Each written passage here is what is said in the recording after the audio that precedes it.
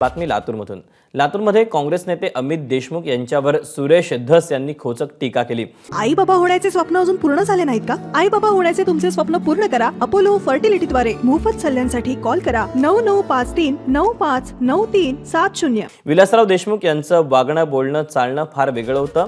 हे गुण आता पुढच्या पिढीत नाहीत। कोविडच्या काळात मोठे होण्याची संधी अमित देशमुख यांनी गमावली अशी टीका धस यांनी केली। तसंच जे विलासराव देशमुख यांचं वागणं बोलणं चालणं फार वेगळं होतं ते गुण पुढच्या पिढीत नाहीत असं त्यांनी म्हटलेलं आहे।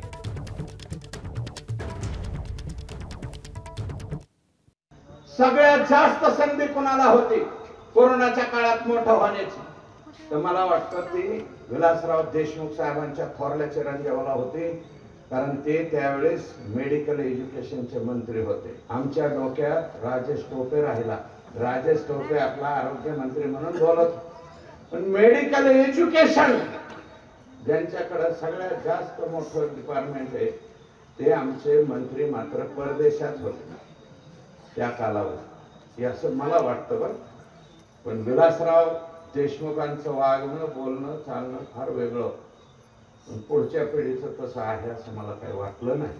आणि त्या कालावधीत आधाराची गरज होती, औषधोपचारापेक्षा आणि पैशापेक्षा। ते ज्यांनी केलं त्यांच्या पाठीमागे लोकांनी राहावं अशा प्रकारची या ठिकाणी विनंती करतो।